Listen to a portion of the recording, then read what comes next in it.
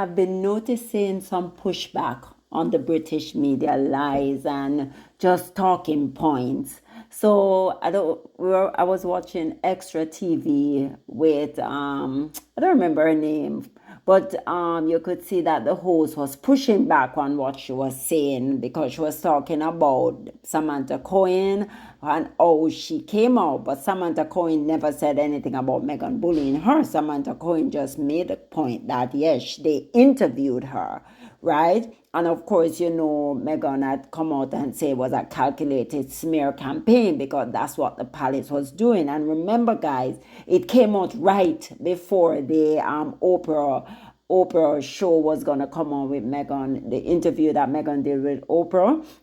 So the palace was just trying to manipulate the whole situation by coming out and saying Megan is a bully. But Samantha didn't say that Megan was a bully. She just said that they interviewed her. And of course, Valentine Law with his courtiers foolishness, that was another thing that nobody can prove what he's saying, right? Because these reporters always come out with their lies. So I wasn't being thrown to the wolves, I was being fed to the wolves.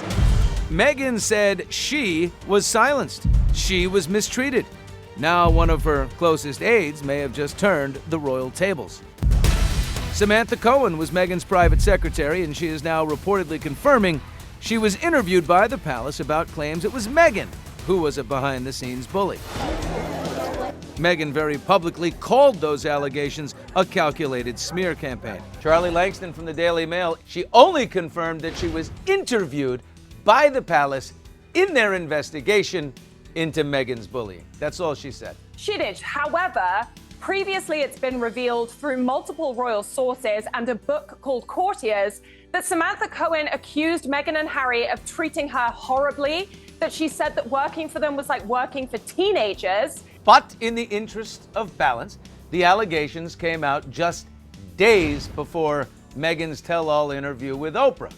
Might that be the palace strategically heading it off at the pass and sort of leveling the field? I think the Queen herself said it best when she said recollections may vary. The news comes as Meghan and Harry make yet another attempt to reboot their brand. These are the first products from Meghan's new lifestyle line, American Riviera Orchard, jars of strawberry jam sent to her friends. They were revealed just days after Harry and Meghan hit this South Florida polo field with cameras in tow. Right here, good to see you again. It's the latest project with Netflix, home of their $100 million documentary. They were never willing to tell the truth to protect us. Today, the news, Harry is set to return to the UK next month. I'll stop in and see my family as much as I can. That's what Harry told GMA after his dad's cancer diagnosis, but before Kate made her cancer battle public.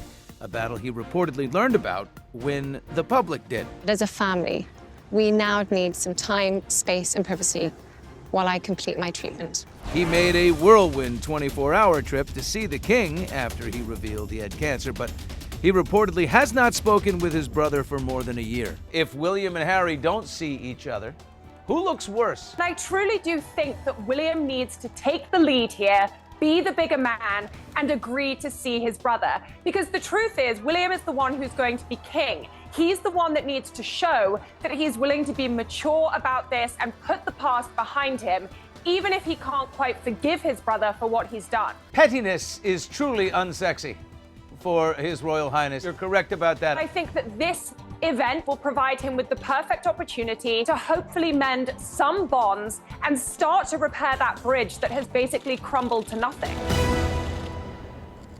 of course, we know in recent years the relationship between Meghan, Harry, and the British media has been fraught with controversy, fueled by, of course, their sensational headlines, their speculation, and their outright lies, falsehood, whatever you want to call it.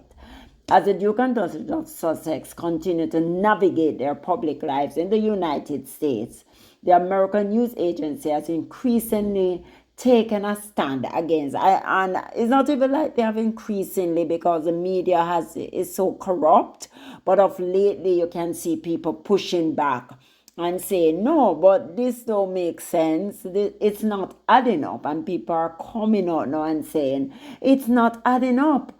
because you can see what is going on. You can see it was all about everybody in sync saying the same thing in the news media. But you have to have people that counter it and push back about the rampant misinformation perpetuated by a certain segment of the British press. From tabloid headlines, we know, spreading baseless rumors to invasive paparazzi tactics invading their privacy, Meghan and Harry have faced relentless scrutiny and criticism from elements of the British media since their relationship began. However, as they step back in their role from senior royals and relocated to the US, the couple has found a more supportive. So they do have some more support in the US. We know that people, we know variety, even though sometimes they can slant a little negative, they tend to be more just balanced. And that is how the news is supposed to be. You're not supposed to inject your own personal feelings in it, like someone did you something. The news is supposed to be the news. And for the most part, unsurprisingly, I thought it wouldn't have been. I think the American press have behaved rather tactfully. The British media, they're out of the norm. They're uncouth, they're just ridiculous, tabloid, fodder and tabloid. They're just trying to get clicks and everything. So, of course, in contrast to the sensationalized coverage they endured in the US, many American news outlets have been vocal in pushing back against the false narratives and unfair treatment of Harry and Meghan, whether debunking rumors about their personal lives or calling out instances of racial biases and discrimination. Journalists and commentators in the United States have increasingly challenged the narrative portrayal of the couple. One of the most egregious examples of this pushback came in response to the explosive interview conducted by Oprah Winfrey, where Meghan and Harry shared their experiences of racism and mistreatment within the royal family.